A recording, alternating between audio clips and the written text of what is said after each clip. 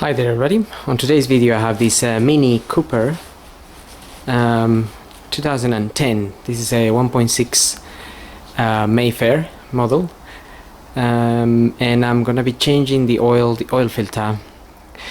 I'm gonna show you where the air filter is. I'm not gonna be changing it today, but I'll show you how you could change it. And I'm also gonna be topping up some screenwash fluid and also checking the level of the coolant and the amount of antifreeze in it. So I'm going to start by topping up some screenwash fluid. I'm getting ready for winter, which we already filling it here in the UK, and we're going to top up the screenwash in that bottle there with that little black cover there with the little drawing on top of a windscreen with some water going into it. Okay, so I have some ready mix screenwash fluid here. You can buy this from any garage, and you can buy the ready mix one, or you can buy concentrated one and mix it yourself, but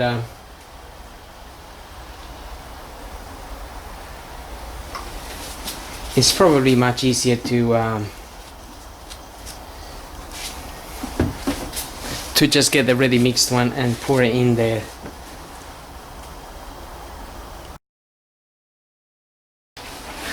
Not sure why there is a bit of foam coming out of there.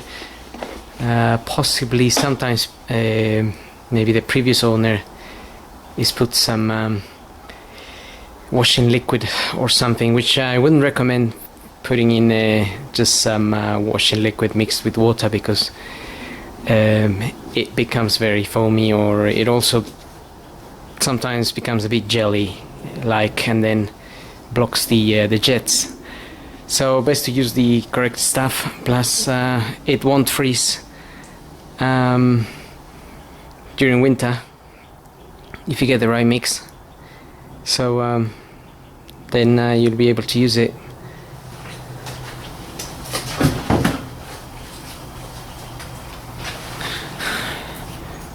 Okay, so with that done, I'm gonna move on to checking the coolant level. The coolant, it's in this container here, and you can read there, it says do not open this cap when hot.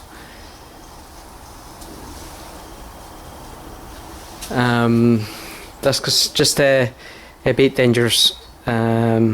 If it's really hot, then you can get burnt if the water jumps on your face or your hands or whatever. So just be very cautious if you're gonna open it.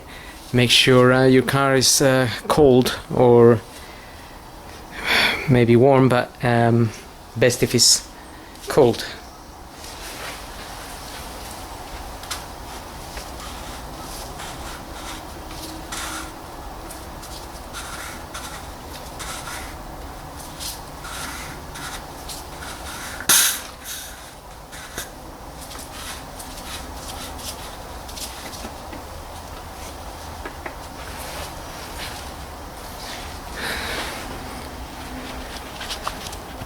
Now we can check the quantities from the side.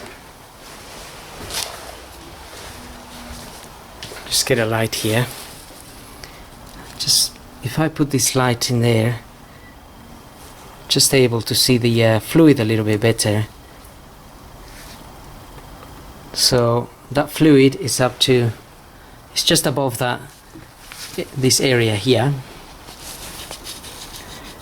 And also you have some writing in there that says there's a line here that says minimum, and there's a little arrow showing this area here as the maximum. It's a little bit difficult to see, but there's the minimum and the maximum there. So when I opened this cap, the pressure pushed the water up a little bit, but this was down a bit. So this is right level. It's just that my car was running a little bit, so sometimes that can show slightly different amount if it's been running. So anyway, once you check your level and you're happy with it, if you think it's okay, also check the color. This antifreeze is green, and just check in there. I mean, check that it's clean, and not of any color like black or brown,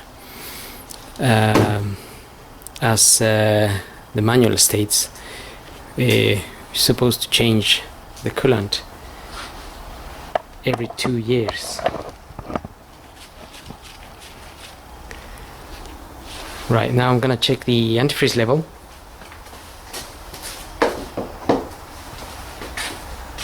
And I have this little gadget here to check that. So the antifreeze level just tells me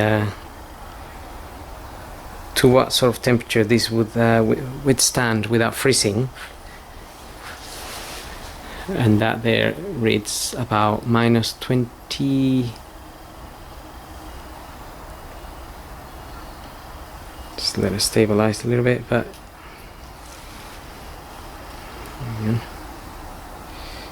okay. So that's reading around -27, possibly going to -30. So I think we'll be pretty safe with that.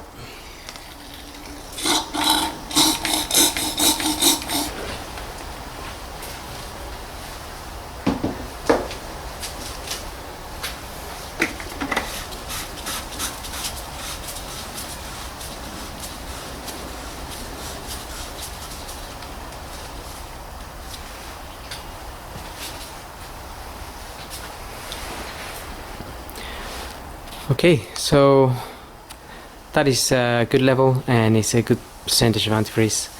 Screenwash is topped up, and now we're gonna move on to the air filter. Now the air filter is located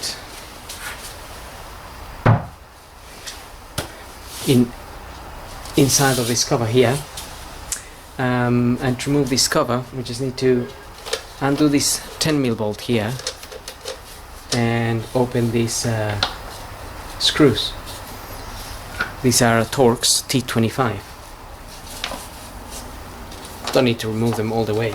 There's 1, 2, 3, 4, 5, 6 of them, and we can then open this cover.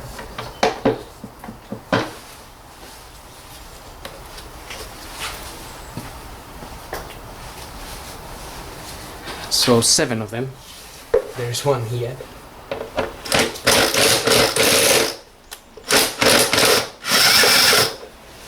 Just hiding behind one of the wires.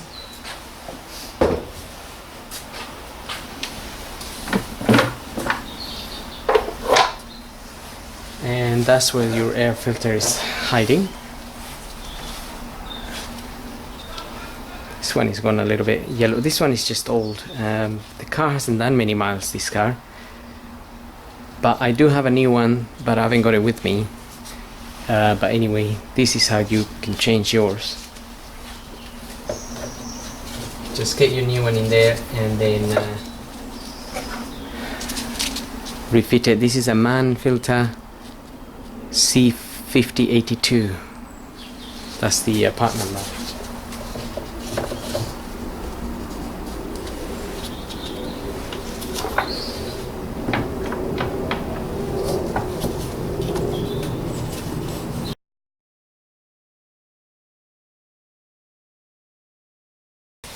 Those screws are only going into plastic, so you don't need to over tighten them. Just once they're closed, they're closed. No need to apply any extra force, or the plastic will just get damaged.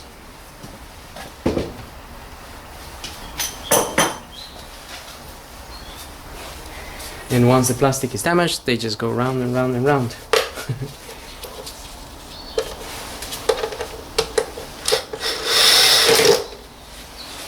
Also that 10mm bolt, just close it and tighten it, but no need to over tighten either.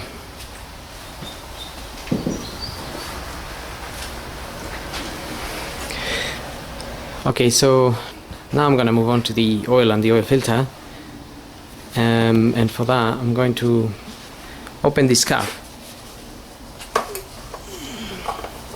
and pull the dipstick,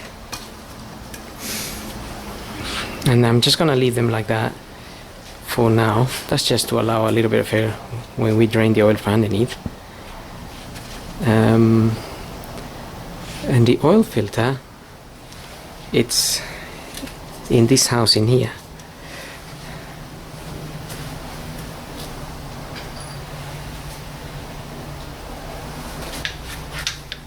You will need perhaps one of these. This is a 27mm to open that.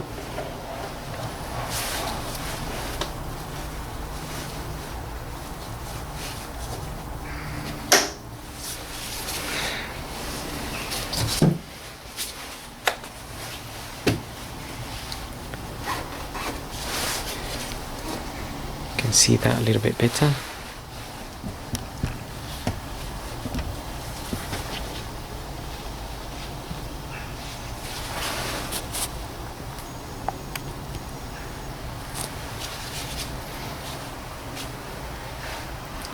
Difficult to distinguish, but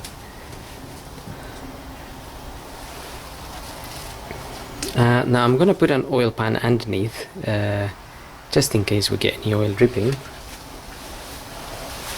There will be some oil, but it all depends of the angle that this is sitting in, whether any will drip or not.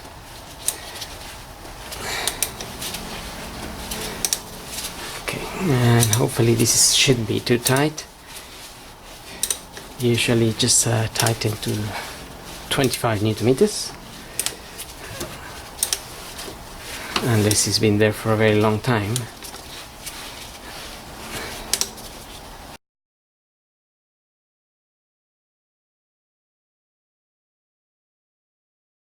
Okay, so definitely some oil coming out of there. So make sure you have your oil pan down there.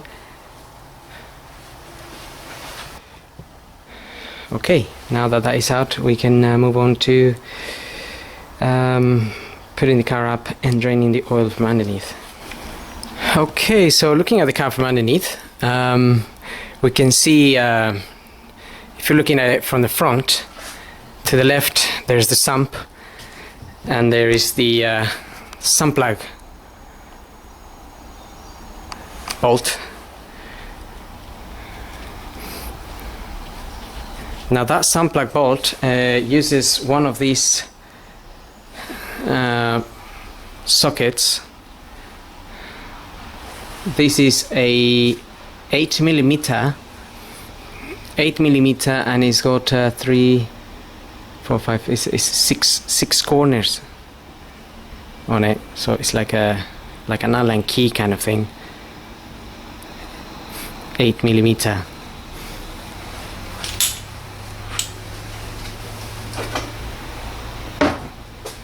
So make sure you get your oil pan that you used before under the filter housing to catch the oil.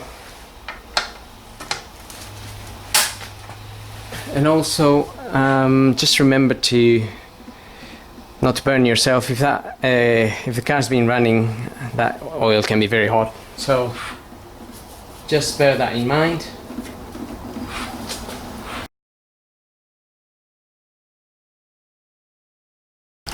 Now this oil looks clean, and that's because the car was serviced a year and a half ago, I think, but it just hasn't covered many miles, so that oil looks very clean. But I'm still gonna change it because it's just been sitting around and it just gathers moist as well. it gathers moist and so water forming around it and so on. So although it hasn't done the mileage and it looks clean, it is still worth changing it, possibly on a yearly basis, even if you don't use the car. So that's why I'm just making that statement, because it does look fairly clean. So now I'm gonna let that drain for 5 to 10 minutes, and then clean the area here and clean the area where the oil filter housing is, just to make sure all this area here is nice and clean, because there's some oil there from the housing that dripped. And lower the car and fit the oil filter. Okay, so that's been draining for a little while now.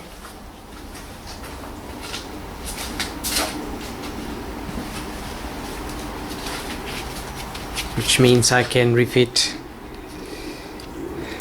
this oil sump plug. Just taking out the old washer. It's a bit squashed, so I'm gonna change it.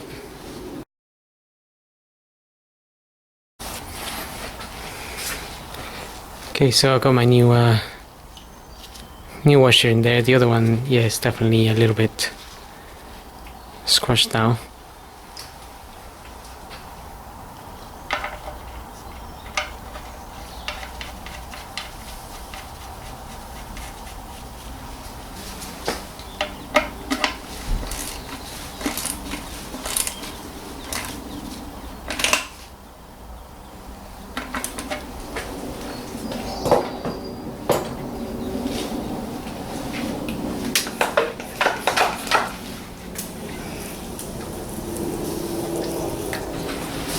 So just using a little bit of brake cleaning fluid,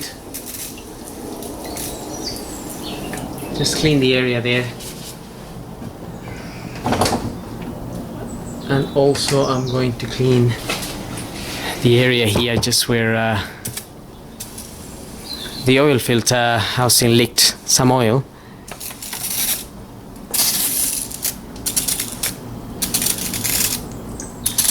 Just making sure that this doesn't seem like an oil leak next time we are down here, so that can be a bit confusing.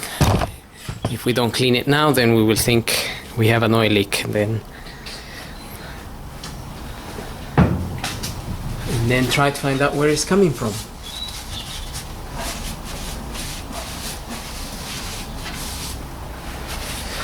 So best to leave the area clean. Okay, now I'm going to lower this car and top up some oil and refit the new oil filter. Okay, so I've got the car done now. Just need to pull this filter out of here and dispose of that. And also there's an O-ring here, and I'll just remove that as well.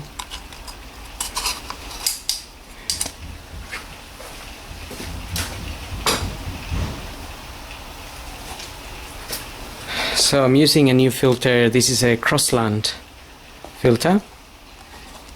The part number is that one there, 501660118. And it's just a matter of pushing that in there,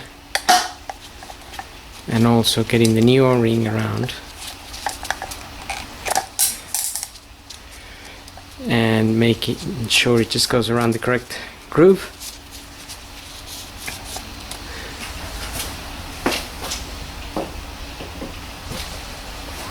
And also I'm just gonna put a little bit of multi-purpose grease around this O-ring. You can also put a bit of oil around there. I think it just helps when you screwing that down back into the housing. I think it just helps the seal to sit a little bit better in there and not suffer any rips or any cuts. But usually they are okay even if you don't put some oil in there. So on this cover it says 25 Newton meters, If you have a torque wrench, you can tighten it to that. Otherwise, I just normally, first I make sure it goes in correctly by hand, and then you can just get your wrench and close that.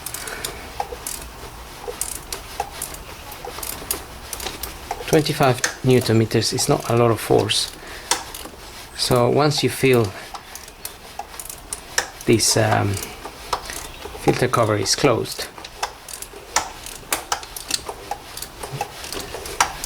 so that's pretty much closed now. I just give it an extra push like that, a little bit of force there, and that's pretty much it.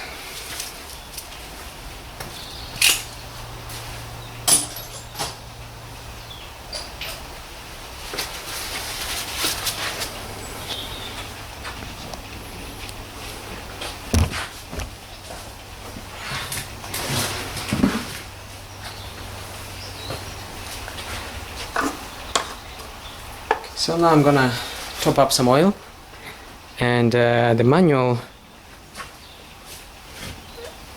which I didn't bring, stated 4.2 liters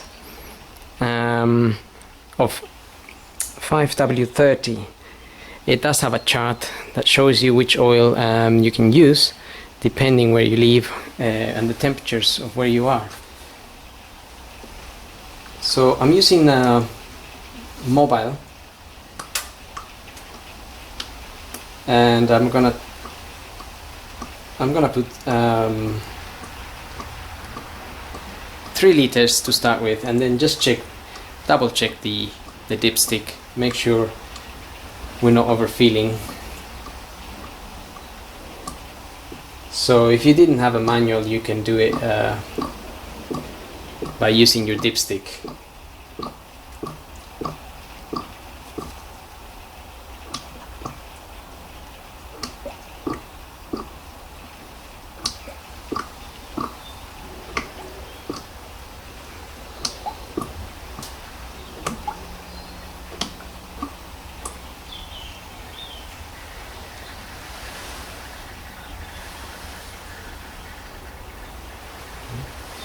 So I've got almost 3 liters in there, and our dipstick here has basically this end here will be the minimum, and up here will be the max. We're aiming to be at the max since we are just changing the oil, but in general, if you were checking it, this is the area that you want to be in. If you're a bit on the low end, you want to top up a little bit.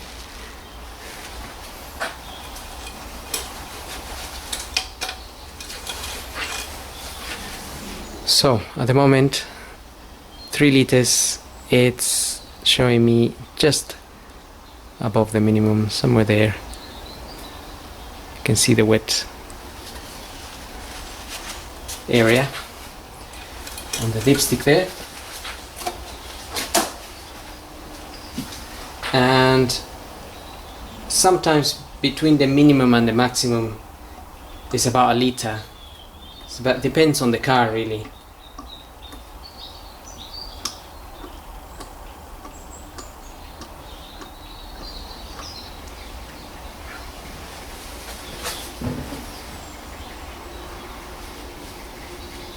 Okay, so I'm at 3.5 there.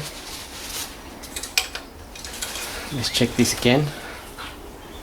3.5, and we've gone up to there, so we still got a bit of room here, and probably by the time I put 4.2, this will be above, a little bit above the max anyway,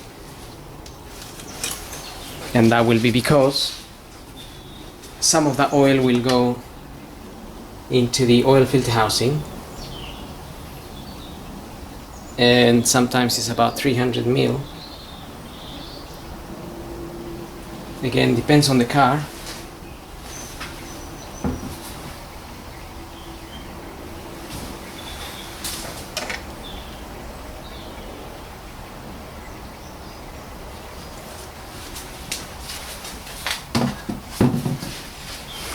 Okay, that's it, 4.2.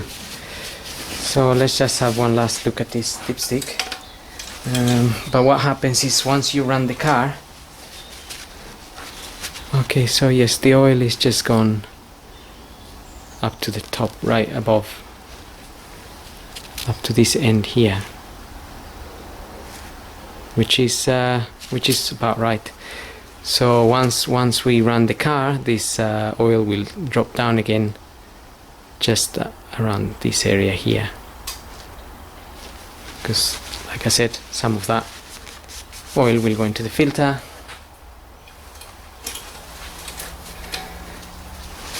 And your dipstick will be in the correct area.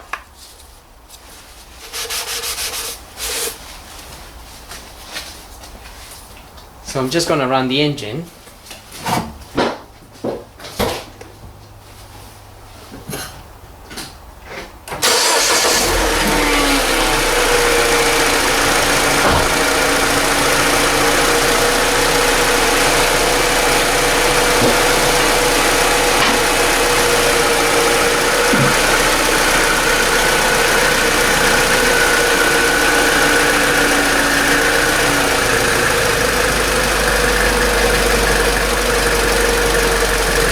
You can just have a quick look for any leaks around the oil filter or the sump if you wish to do so. If there was anything, you can tighten them a little bit more, but nothing exaggerated, of course.